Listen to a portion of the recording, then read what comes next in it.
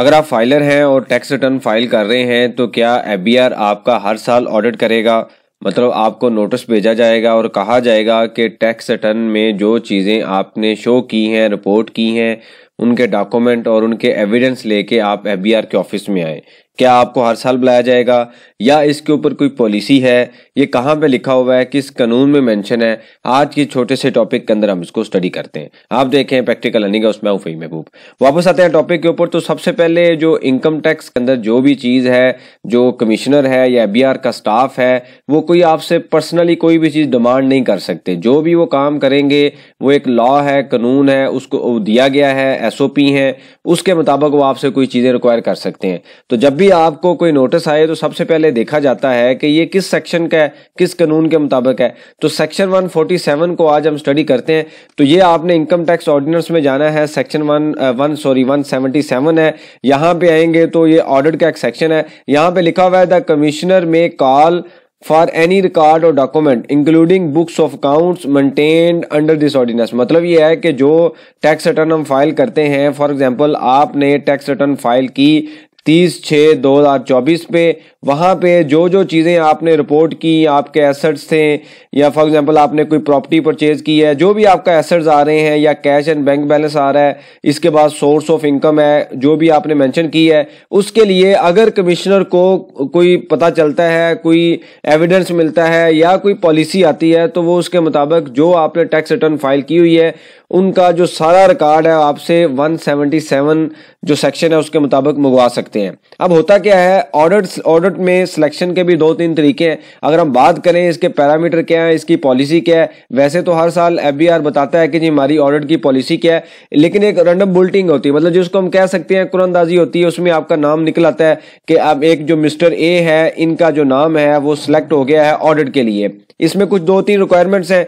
वो रिक्वायरमेंट्स क्या होती हैं कि अगर फॉर एग्जांपल एफबीआर के रिकॉर्ड में कोई डाटा आ रहा है, एमआईएस में उनके पास ऑनलाइन इंफॉर्मेशन में कोई ऐसी चीज आ रही है जो फॉर एग्जांपल वहां पे टैक्स दिया हुआ है और आपने टैक्स रिटर्न में कोई चीज शो नहीं की। इसकी दूसरी हम एग्जांपल ऐसे ले सकते हैं कि फॉर एग्जांपल आपने कोई प्रॉपर्टी परचेज की और आपने 1 लाख रुपया उसका टैक्स दिया हुआ है, लेकिन आपने जो टैक्स रिटर्न थी उसके अंदर उस प्रॉपर्टी की कोई डिटेल ही मेंशन नहीं की। तो एफबीआर के रिकॉर्ड में यह है कि ये प्रॉपर्टी सेल और परचेज कर रहे हैं, टैक्स रिटर्न में कोई डाटा नहीं आ रहा।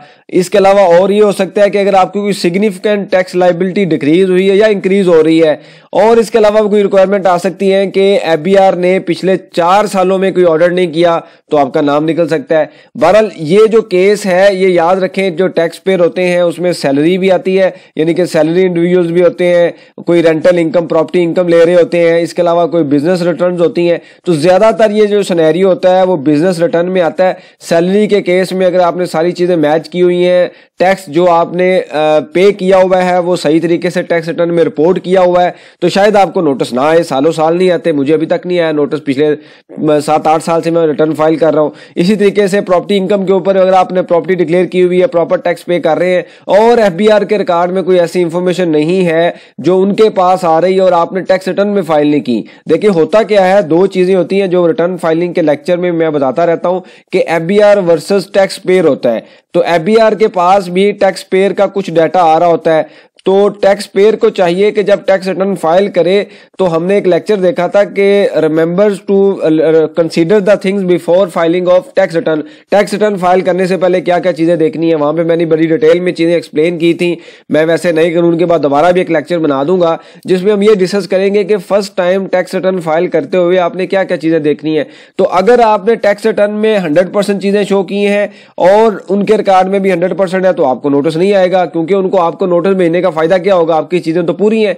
इसी वजह से जो बिजनेस टैक्स रिटर्न होती है वहां पे सम टाइम मसले अगर आए तो वो फिर उसके ऊपर एक पॉलिसी उन्होंने दे दी कि जी जो ये ऑडिट है वो कमिश्नर कह तो सकता है, लेकिन वो कब कर सकता है। अब हम आते हैं कि हम यहां पे आके उसको स्टडी करते हैं। वो कब कर सकता है कि एक तो हमने देखा कि एफबीआर का जो ऑफिसर है आपसे रिकॉर्ड मांग सकता है, बुक्स ऑफ अकाउंट्स मांग सकता है, पूरी रिटर्न की जो डिटेल है, एक एक एसेट की डिटेल मांग सकता है, बैंक स्टेटमेंट मांग सकता है, प्रॉपर्टी के डॉक्यूमेंट्स मांग सकता है, हर चीज मांग सकता है। अब होता क्या है कि ये आप पिछले 4 सालों में एक बार ऑडिट कर सकता है।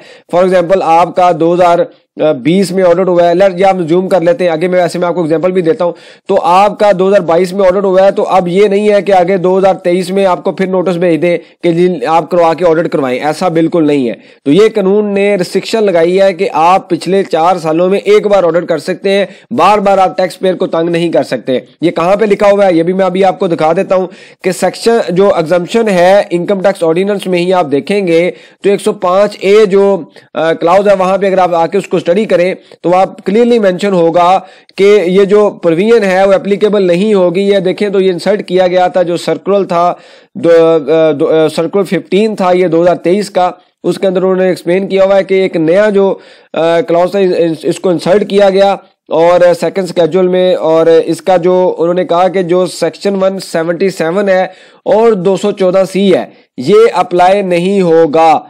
जो पिछले 4 सालों में जो अगर आपने आज ऑडिट कर लिया है तो पिछले 4 सालों में ये 4 सालों में एक बार ऑडिट हो सकता है। उन्होंने आगे एग्जांपल भी दे दी कि taxpayer A audit of income tax affairs of 2017 has been finalised in the tax year 2022। A taxpayer A can only be audit again after 4 years, that is. अच्छा, इसमें बड़ी इंपॉर्टेंट चीज है, उन्होंने क्या कहा है कि यहाँ पे फॉर एग्जाम्पल है टैक्स ईयर 2017, उसके बाद टैक्स ईयर 2018 आ जाता है, टैक्स ईयर 2019 आ जाता है, फिर यहाँ पे 20 कहते हैं, 21 है और ये 22 है। तो अगर फॉर एग्जांपल टैक्स ईयर 2017 का ऑडिट 2022 में हुआ है तो ऐसा बिल्कुल नहीं है कि ये और ये इनको आप जमा करें, ये तो तकरीबन 4 साल बनते हैं, तो क्या ये पिछले 4 सालों का नोटिस आ सकता है, 1 साल का ऑडिट का नोटिस आ सकता है? ऐसा नहीं है।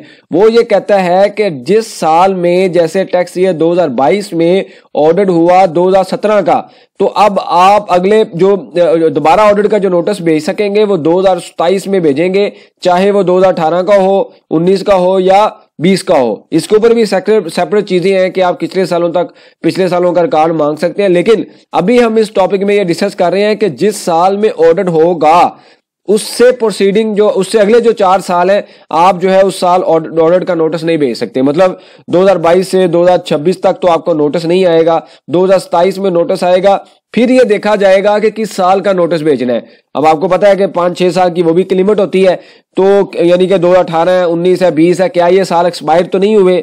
तो इस लेक्चर के कॉन्सेप्ट में हम यही स्टडी कर रहे हैं कि आपका 4 सालों में एक बार ऑडिट होगा और उसके बाद जो सेक्शन 177 है उसके मुताबिक ये है कि आपसे बुक्स ऑफ रिकॉर्ड मांगे जा सकते हैं, लेकिन जो 105A का जो क्लॉज इंसर्ट किया गया था उसके मुताबिक ये है कि 4 सालों में एक बार ऑडिट हो सकता है, हर साल ऑडिट नहीं हो सकता।